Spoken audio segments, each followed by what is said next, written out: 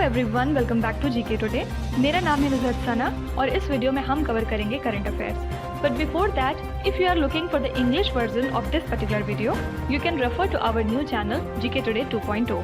The link has been given in the description box, you can refer to it from there. इसके अलावा जो भी हमारे Hindi students हैं उनको मैं बता दूं कि ये questions GK today Android application में चल रही हमारी डेली 20 MCQ सीरीज 2022 से लिए गए हैं।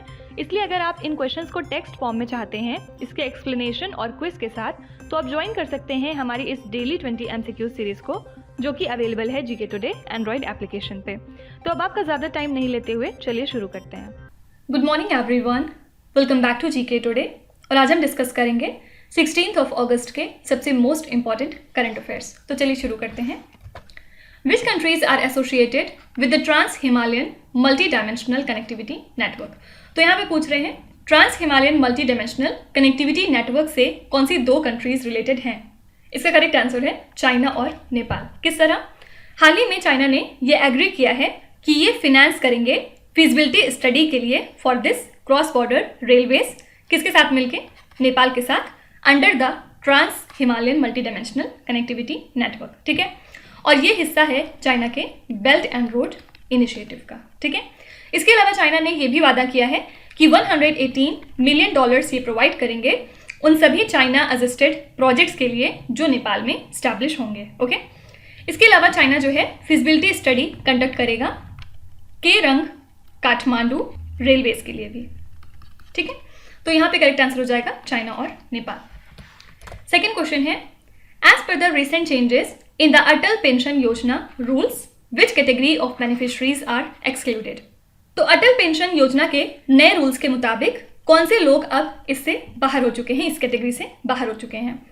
तो गवर्नमेंट ने हाल ही में अटल पेंशन योजना में कुछ नए चेंजेस लाए हैं और अब ये जो चेंजेस हैं ये 1 अक्टूबर 2022 से इफेक्टिव रहेंगे। ठीक है, तो क्या है इस चेंज में? तो जो नोटिफिकेशन रिलीज किया है फिनेंस मिनिस्ट्री ने, उसके अनुसार कोई भी ऐसा सिटीजन जो इनकम टैक्स पेयर है वो अब एलिजिबल नहीं है इस पेंशन स्कीम के लिए। ठीक है, तो जो भी इनकम टैक्स पेइंग इन्वेस्टर हैं, अगर वो ज्वाइन करते हैं APY स्कीम को 1 अक्टूबर के बाद, तो उनका जो APY अकाउंट है वो जो है डेफिनेटली क्लोज कर दिया जाएगा। ठीक है, तो आपको सिंपली ध्यान में रखना है कि इस पेंशन रूल के तहत अब जो भी इनकम टैक्स पेयर्स हैं वो इसके बेनिफिशरीज नहीं हो सकते हैं। ठीक है, नेक्स्ट है, which Indian state kick started the freedom wall mural art project to mark the 75th anniversary of Indian independence. तो हाल ही में केरला की हायर एजुकेशन मिनिस्ट्री ने फॉर्मली इनॉग्रेट किया है इस freedom wall mural art project को हमारी 75th एनिवर्सरी को सेलिब्रेट करने के लिए इंडियन इंडिपेंडेंस की। ठीक है, और इस प्रोजेक्ट को ज्वाइंटली ऑर्गेनाइज किया गया है डिफरेंट गवर्नमेंट कॉलेजेस में अक्रॉस द स्टेट। किसके द्वारा? By the directorate of college education and the state national service scheme unit. ठीक है, तो ये जो पूरा म्यूरल का स्ट्रेच है ये कवर करेगा कितना एरिया? लगभग 20,000 फीट तक का एरिया, और ये लार्जेस्ट कलेक्शन है म्यूरल्स पेंटिंग का कंट्री के अंदर। ठीक है, तो आंसर हो जाएगा यहाँ पे केरला स्टेट। कौन से स्टेट का इनिशिएटिव है ये? केरला। नेक्स्ट है, which countries president proposed a 3-man commission for global piece. तो कौन से कंट्री के ये प्रेसिडेंट हैं जिन्होंने हाल ही में 3-man कमीशन को प्रपोज किया है ग्लोबल पीस के लिए? आंसर हो जाएगा मैक्सिको। और इसके प्रेसिडेंट हैं कौन? इनका नाम क्या है? Andres Manuel Lopez Obrador. ठीक है, और इन्होंने प्रपोज किया है इस 3-man कमीशन को ग्लोबल पीस के लिए।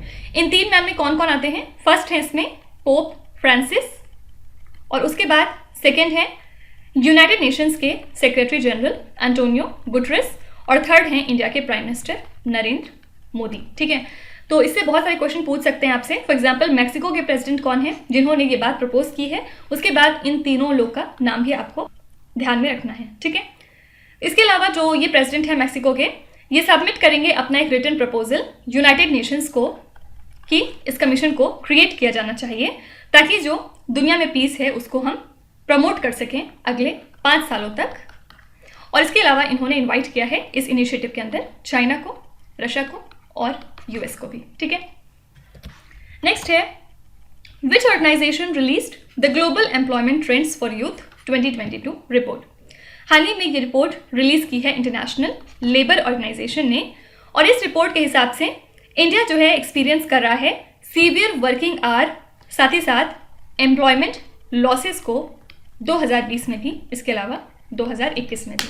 ठीक है, तो जो भी इंडिया के यूथ हैं वो अनएम्प्लॉयड हो रहे हैं ज़्यादा 2021 में, अगर हम कंपेयर करें इस वैल्यू को 2020 से। ठीक है, तो ऐसे यंगस्टर्स जो 15 to 24 एज ग्रुप में आते हैं, इन्होंने सबसे ज़्यादा लॉस इन एम्प्लॉयमेंट झेला है, मतलब इनकी सबसे ज़्यादा बढ़ोतरी हुई है अनएम्प्लॉयमेंट के लेवल में, अगर हम एडल्ट से कंपेयर करें तो 2020 में। ठीक है, और जो टोटल ग्लोबल नंबर है अनएम्प्लॉयड यूथ का वो पहुंच जाएगा 73 मिलियन 2022 में। ठीक है, तो ये सारी चीज़ें उतनी ज़्यादा रिलेवेंट नहीं है, आप इनको इग्नोर भी कर सकते हैं, सिंपली आपको ध्यान में रखना है। लेकिन ये रिपोर्ट किसकी है? इंटरनेशनल लेबर ऑर्गेनाइजेशन की।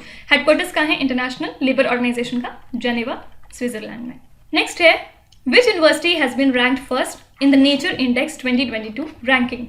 तो नेचर इंडेक्स 2022 रैंकिंग में कौन सी यूनिवर्सिटी टॉप पे रही? आंसर हो जाएगा यूनिवर्सिटी ऑफ हैदराबाद, एक बार फिर। ठीक है, तो नेचर इंडेक्स एक तरह का इंडिकेटर है जो कि बात करता है हाई क्वालिटी रिसर्च के ऊपर in the natural and physical sciences. ठीक है, और जो यूनिवर्सिटी ऑफ हैदराबाद है इसकी रैंक फर्स्ट रही सभी इंडियन यूनिवर्सिटीज़ के बीच। इसके अलावा इसकी रैंक 16 थी among all institutions in the academic sector. ठीक है, तो ये जो रैंकिंग्स हैं ये कौन से डेटा पे बेस्ड हैं? फ्रॉम 1 अप्रैल 2021 अप टू 31 मार्च 2022। ठीक है, तो सिंपली आपको ध्यान में रखना है कि नेचर इंडेक्स 2022 रैंकिंग्स को किसने टॉप किया है? यूनिवर्सिटी ऑफ हैदराबाद ने। नेक्स्ट है, which country has partnered with India meteorological department to fast track the climate change in India. कौन सी कंट्री है जिसने पार्टनरशिप की है IMD के साथ, ताकि जो क्लाइमेट चेंज हो रहे हैं इंडिया के अंदर उनको फास्ट ट्रैक किया जा सके, मतलब एक तरह से उन पर निगाह रखी जाए अपनी। ये है गवर्नमेंट ऑफ जापान। तो जापान ने IMD के साथ मिलके और यूनाइटेड नेशंस डेवलपमेंट प्रोग्राम के साथ मिलके अपना एक नया इनिशिएटिव अनाउंस किया है, जिसके थ्रू ये एक्सिलरेट करेंगे क्लाइमेट एक्शंस को इंडिया में। ठीक है, तो ये जो पहला प्रोजेक्ट है इनका, ये रोल आउट किया जाएगा डिफरेंट स्टेट में इंडिया के। कौन कौन से? For example Bihar, Delhi NCR, Gujarat, Jharkhand, Madhya Pradesh, Maharashtra, Orissa, इसके अलावा सिक्किम, उत्तराखंड और उत्तर प्रदेश। यहाँ पे इम्प्लीमेंट होगा 2022 और 23 में। ठीक है, इसके अलावा जापान ने $5.16 मिलियन का ग्रांट भी एक्सटेंड किया है इंडिया के लिए इनके क्लाइमेट चेंजेस को टैकल करने के लिए। ठीक है, नेक्स्ट है, intergenerational solidarity creating a world for all ages is the theme of which international day celebrated in the month of अगस्त। तो हर साल इंटरनेशनल यूथ डे हम सेलिब्रेट करते हैं 12 अगस्त को। किस लिए? किसी भी सोसाइटी के डेवलपमेंट में जो यूथ का एक रोल होता है, उनका जो कंट्रीब्यूशन होता है, उसको बेसिकली रिकॉग्नाइज करने के लिए। ठीक है, और इस साल के लिए थीम क्या थी? Intergenerational solidarity creating a world for all ages. इसके अलावा याद रखिएगा एक वर्ड है एजिज्म, ये जो है टॉपिक था इस साल के इंटरनेशनल यूथ डे 2022 के लिए। और इसका मतलब क्या होता है? एक्चुअली ऐसा टाइप का डिस्क्रिमिनेशन जो कि इंडिविजुअल्स की एज के बेसिस पे किया जाता है। फॉर एग्जाम्पल कोई अगर 15 साल का है और कोई 24 साल का है, तो किसी अगर फील्ड में दोनों जॉब के लिए जाते हैं तो इनको जो है प्रायोरिटी मिलती है इनके एज की वजह से, साथ ही साथ एक्सपीरियंस की वजह से। ठीक है, तो इसको हम एजिज्म के नाम से जानते हैं। तो इसमें 3 बातें आपसे पूछ सकते हैं। सबसे पहले इंटरनेशनल यूथ डे हम कब मनाते हैं? 12 अगस्त को।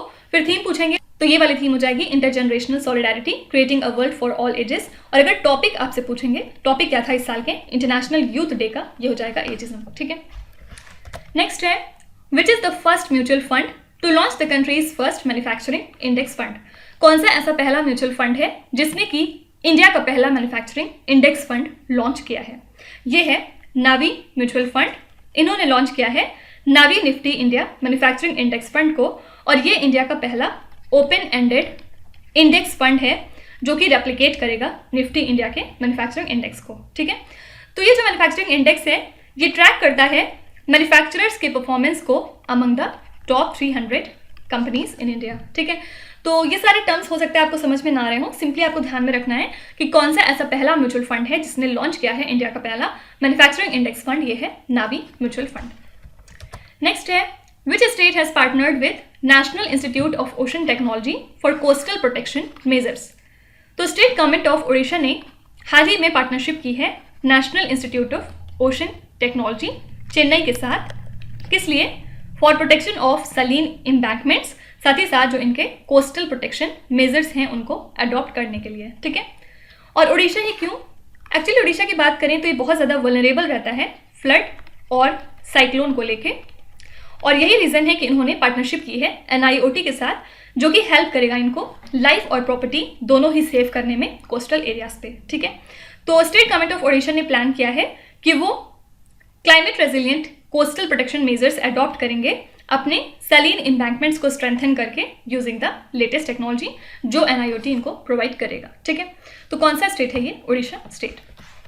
नेक्स्ट है north east India festival 2022 celebrates the 75 years of relations of India and which other country. तो मेघालय के चीफ मिनिस्टर कौन है? कोनराड सांगमा। इन्होंने हाल ही में अनाउंस किया है कि north east India festival celebrate किया जाएगा और इसके तहत 75 years of India Thailand relations को हम सेलिब्रेट करेंगे। ठीक है, आंसर हो जाएगा Thailand.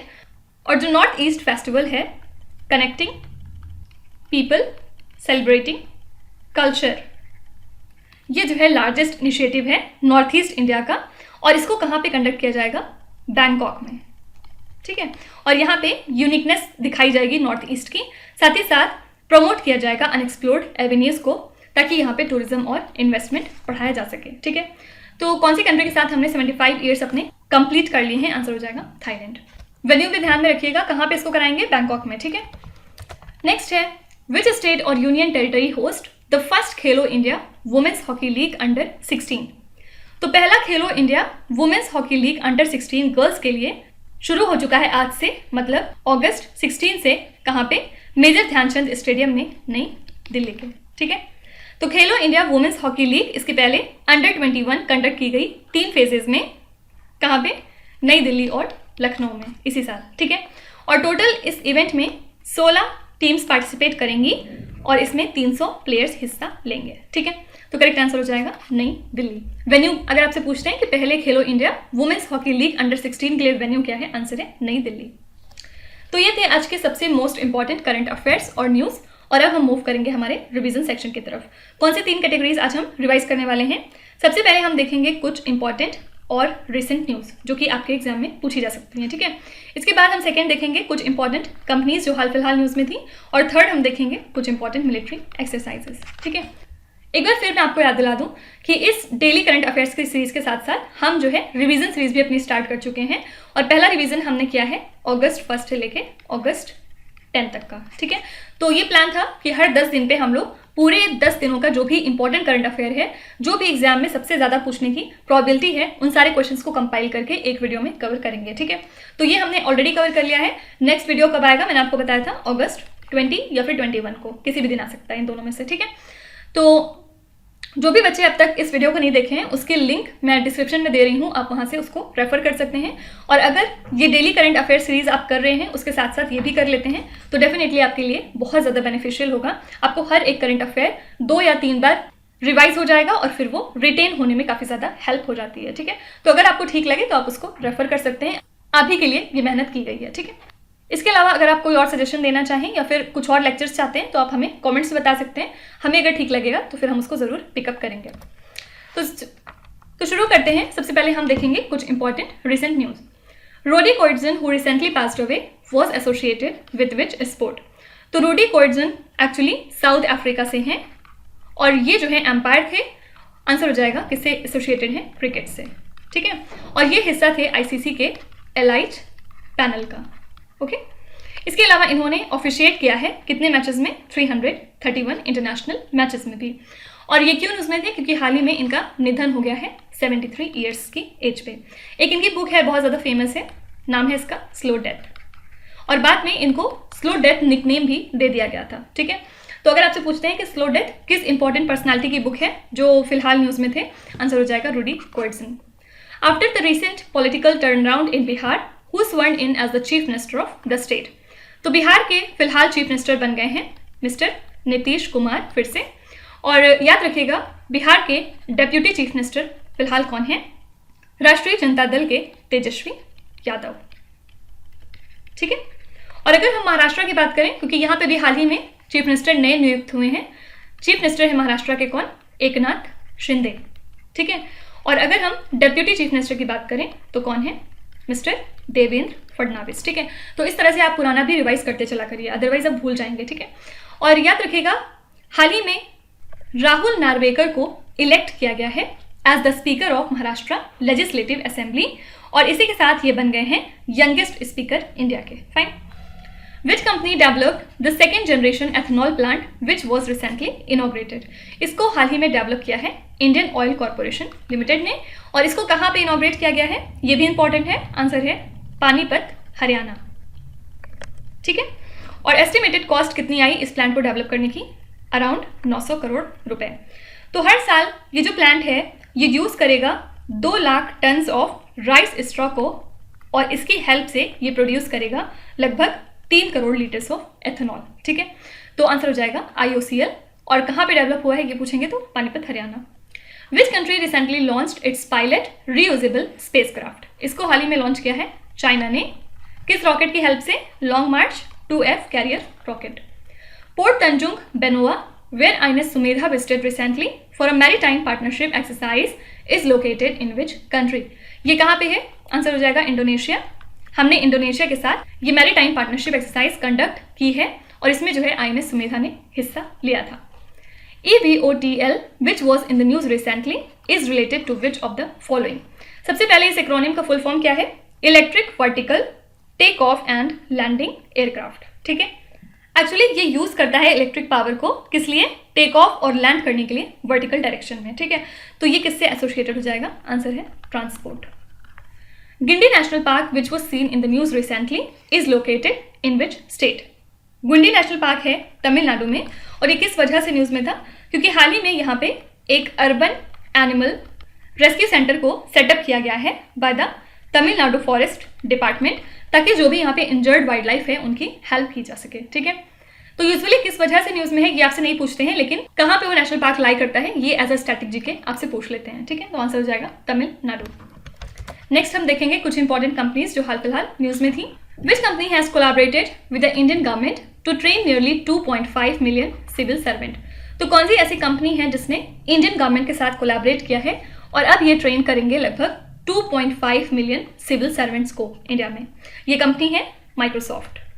Which Indian company signed memorandum of understanding with Bangladesh for emergency supply of the petroleum good?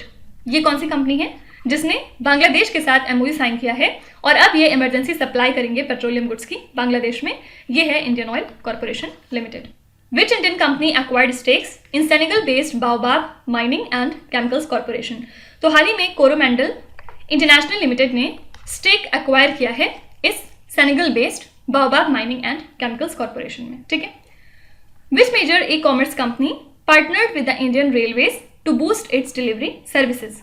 तो हाल ही में अमेजॉन ने पार्टनरशिप की है इंडियन रेलवेज के साथ, ताकि ये अपनी डिलीवरी सर्विसेज को और ज़्यादा अच्छा बना सकें, और इसी के साथ ये अब अपने कस्टमर्स को 1 से 2 दिन की डिलीवरी प्रोवाइड करेंगे। ठीक है, which company is set to establish first ever India house at Paris Olympics 2024? ये कंपनी है रिलायंस इंडस्ट्रीज।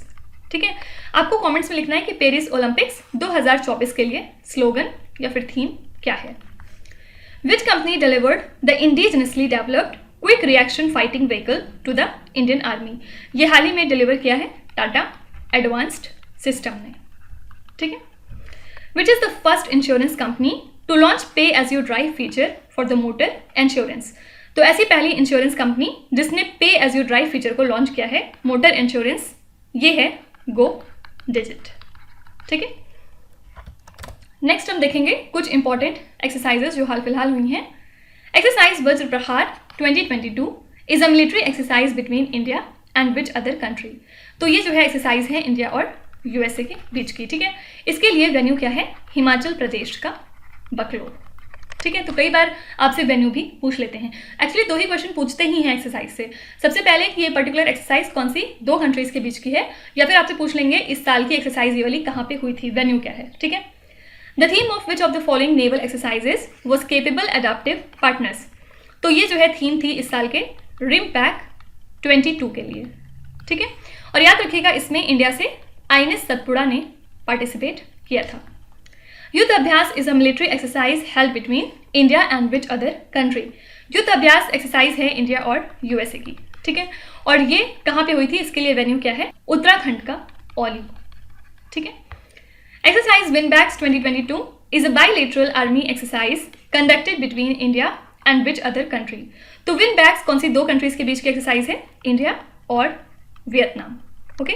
और हाल ही में ये एक्सरसाइज कहाँ पे कंडक्ट हुई थी, आंसर हो जाएगा हरियाणा। आप देख रहे हैं कि सारे वेन्यू ऑलमोस्ट अलग अलग हैं, ठीक है, तो कंफ्यूज नहीं करिएगा। इसके लिए हिमाचल प्रदेश था, इसके लिए उत्तराखंड और इसके लिए Haryana. Which country organises the annual military exercises named as Han Kuang. ये वाली एक्सरसाइज ऑर्गेनाइज की है ताइवान कंट्री ने। Sea guardians 2 is a joint maritime exercise conducted by which countries. तो ये एक्सरसाइज कंडक्ट की है चाइना और पाकिस्तान ने, ठीक है। तो बहुत बार पूछते हैं कि सी गार्डियंस 2 से कौन सी दो कंट्रीज रिलेटेड हैं, आंसर हो जाएगा चाइना और Pakistan. Indian navy's stealth frigate INS Tarkash conducted a maritime partnership exercise with which countries navy. तो हमने कुछ दिनों पहले मैरीटाइम पार्टनरशिप एक्सरसाइज कंडक्ट की थी सूडान के साथ, और इसमें इंडिया की तरफ से आईएनएस तरकश ने हिस्सा लिया था। याद रखिएगा सूडान की तरफ से दो नेवीज आई थी, कौन कौन सी, एल्मास और नाइमर, ठीक है। तो आंसर हो जाएगा यहाँ पे सूडान। तो अब आ जाते हैं आपके क्विज पे। ये 5 क्वेश्चंस हैं जिनको आपको ध्यान से पढ़ना है और इसका जवाब आपको कमेंट्स में लिखना है।